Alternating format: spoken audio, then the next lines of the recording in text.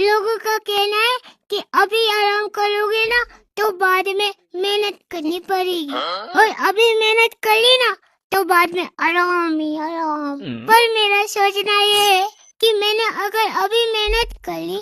और जब मेरा आराम करने के दिन आए वो मैं नहीं रहा तो इसलिए लोगों की बातों में मत आए और आराम करे, बस आराम। कहते कहीं क्या